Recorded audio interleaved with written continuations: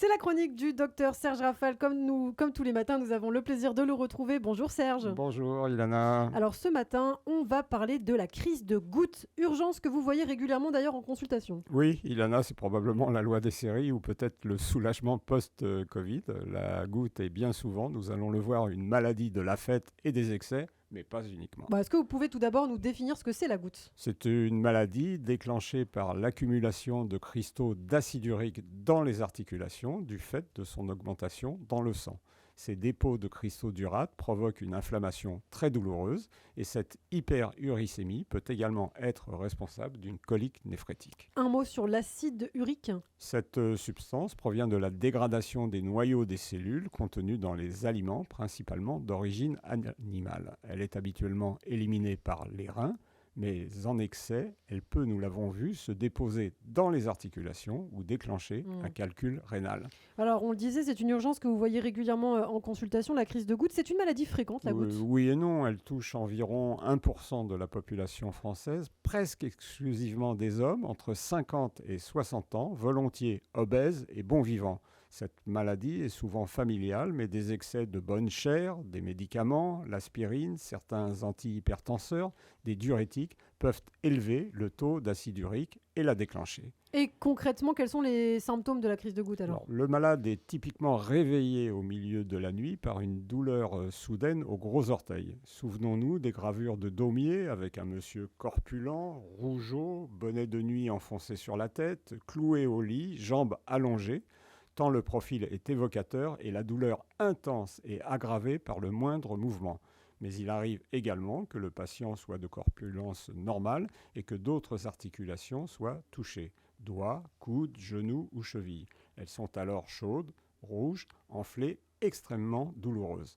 La crise peut s'arrêter spontanément au bout de quelques jours, mais c'est rare. Elle est plus souvent résolutive sous l'effet du traitement médicamenteux.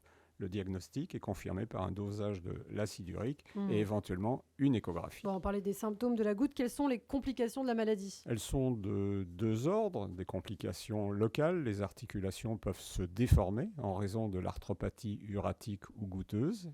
Ou rénale, une colique néphrétique à base d'urate peut survenir. Pour cette raison, les personnes qui font une crise de goutte doivent être explorées et surveillées régulièrement afin de dépister ces éventuelles complications et une récidive. Et comment prévenir alors la crise de goutte ? Par des mesures d'abord alimentaires, les épisodes faisant souvent suite à des abus bien arrosés. Les abats, la charcuterie, les fruits de mer, le gibier, les poissons gras, harengs, maquereaux, sardines, saumon, thon, les viandes et volailles, et certains légumes comme l'asperge, les champignons, le chou-fleur, l'épinard, les lentilles, l'oseille, la rhubarbe, sont souvent en cause, surtout s'ils sont accompagnés de bons vins tanniques ou d'alcool fort.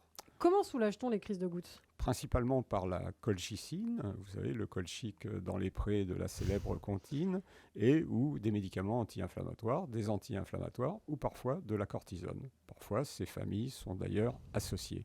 Et il peut être utile d'y ajouter 1,5 litre à 2 litres d'eau, ou d'eau de Vichy par jour, pour favoriser l'élimination de l'acide urique. Malheureusement, on n'est pas à l'abri de récidives. Comment les éviter justement ? Une bonne hygiène de vie, bien sûr. Un médicament, l'allopurinol, le Zyloric et ses génériques, constituent le traitement de fond puisqu'il est urico-éliminateur, c'est-à-dire qu'il élimine l'acide urique en excès.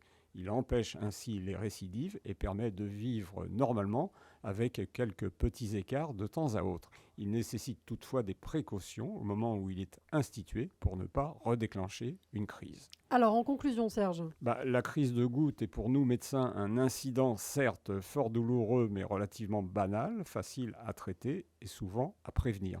On dit qu'une petite goutte d'eau peut faire déborder le vase. Ce qui est sûr, c'est qu'une grosse goutte d'alcool ou un excès alimentaire peuvent déclencher une crise. La prévention de la goutte, c'est quelque part l'école non pas des fans, mais de la tempérance. Merci beaucoup, Serge Rafal. Et oui, il faut faire attention à sa consommation, aux excès notamment de nourriture pas très saine. Merci beaucoup, Serge Rafal. On vous retrouve demain matin sur Radio J.